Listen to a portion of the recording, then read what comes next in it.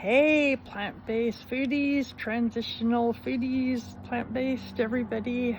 I'm so glad that you've come on this chat. I really would love to be able to help anybody, empower them to transition to whole food, plant-based, no oil, or predominantly plant-based or plant-based, wherever you're at. I actually am trained in 100 different nutrition theories, so for me, my journey is to find out where people are at and empower them to move to where they want to be. And I was trying to think of the top 5 things that I learned right away that helped me the most. And one was a mantra from Dr. Greger, and that was adding things in always feels better than feeling like you're taking things out. And the more you add in, the more naturally other things will get crowded out. It's organic, it happens. See, for me, that wasn't my experience because I actually was cold turkey, changed overnight type of thing. But I remember that, and I've had that with my clients where that helps them a lot. The other thing was the Daily Dozen free app that Dr. Greger offers. It's amazing, and it's a little checklist, simple checklist of the 12 most thoroughly researched foods that are the healthiest to incorporate in a daily diet. I still don't always get them in because it's so much food, and that's eating all that and nothing else. So you can see that it's nutrient dense, which means a lot of food. Sometimes I eat 4.5 pounds in a day and still don't get all those foods. The other thing is gut health. I have 40 years experience in a gut health journey. And Dr. Will Bulsiewicz is a plant-fed GI doctor, gastrointestinal doctor. He's amazing. He calls himself the poop whisperer. And just an FYI, my alter ego that I like to use for my cooking is the gut bug whisperer. And anyway, he always says, go low and slow in order to grow. Diversity of plants, diversity of plants, diversity of plants. And for anyone that's not aware of gut health, just a quick example is that it's 70% responsible for our immune systems. It creates all our hormones, it creates all of our neurotransmitters, it creates all our chemicals. And I'm not talking about our gut, I'm talking about the gut bugs in our gut.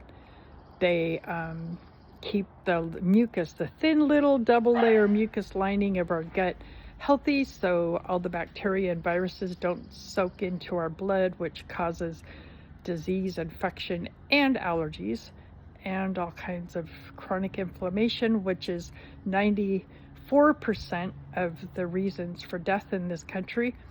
The diseases and things people die from are all reversible or preventable. It's proven with over 80,000 studies. And so I keep up on that, and that's how I like to live my life with food, but that's not for everybody. I do help people understand the most diverse amount of research studied. For like Dr. Greger, he reads all the English studies and then reports on a topic. A lot of the doctors and things go by what they think and what they've done and research what they do. And to me, that's biased. It's one person's journey. So I like to look at all the science, and I like to look at all the sources from all the science, because that's important. There's studies out there showing you that sugar isn't bad for your health, but it's done by the M&M's Corporation. So you see. Another thing is that for me, I had over 200 bottles of antibiotics in my life. Each bottle kills 33% of your gut bugs, we now know. Just to give you an idea, over the last 40 years, there's only been 400 studies that are peer-reviewed and published about gut bugs. In the last year and a half, last I knew, there was 12,000. And because of that, I've been able to heal from 15 diseases, get off 13 meds, lose 80 pounds and 25% BMI, all in 14 months of following Dr. Greger and Dr. Will Bulsiewicz. So you see, I'm a little biased because I feel like a walking miracle. And I actually got to hug Dr. Greiger 3 weeks ago and tell him all about this. So it was a very moving, tearful experience, and I still have the pictures. Anyhow, so one of the things I had to do is when I would eat my 3 servings of legumes, which is a cup and a half of different beans, peas, and lentils, and a cup and a half of cooked grains, I had to actually soak them, which still didn't work. My gut would look pregnant and I couldn't drink water. I was so bloated. So I learned from other sources, including Dr. Will Bulsiewicz, how to ferment and how to sprout and how to do microgreens. And that is what got me on my way to heal my gut. And then I went through a period where I didn't have to. And I could just soak them overnight, and I was great, and I was full of energy. And then I took 4 doses of ibuprofen and became histamine intolerant and couldn't take my fermented veggies anymore. And so I healed from that. And then I had some back-to-back stress and my IBS flared up. And so now I'm sensitive to FODMAPs.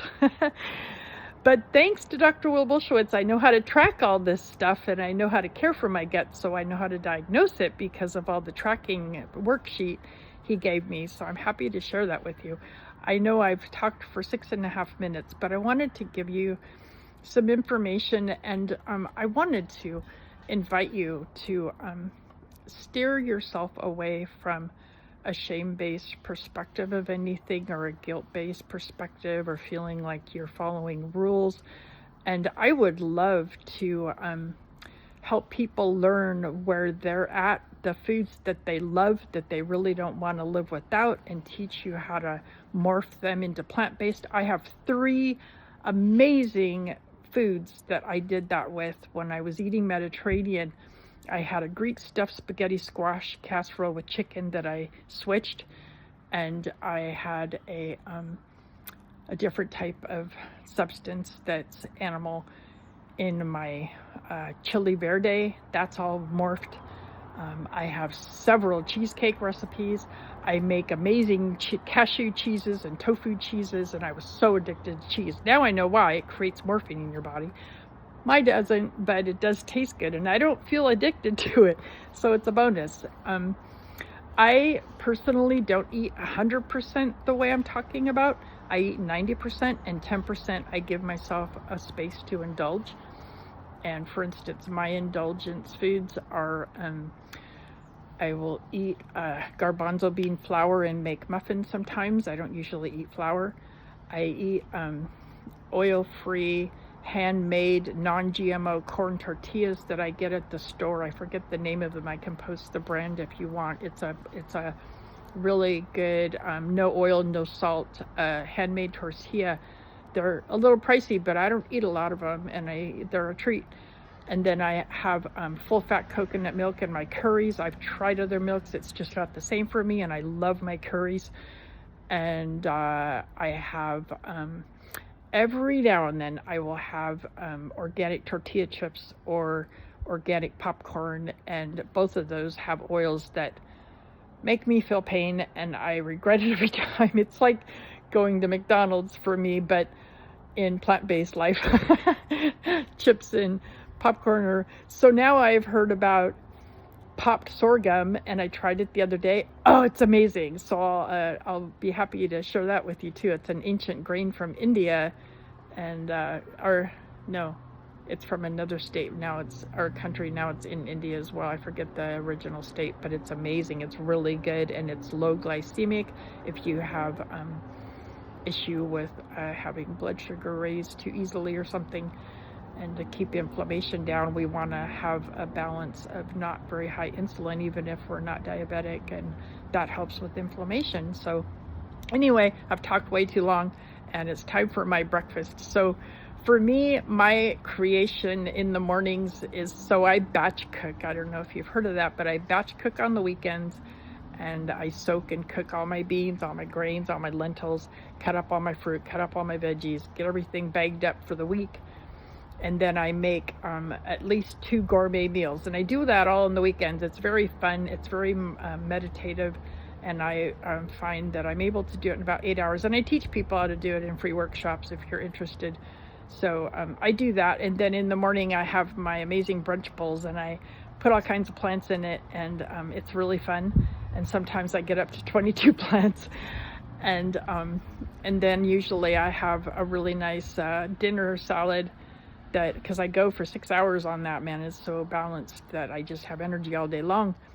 And so my eating window, I do intermittent fasting, and I eat at 10:30 to 11, sometimes noon. I don't like to wait that long. And then I eat before 5, and if I have any kind of a snack, I walk, and then I will have a snack and cut myself off before 7.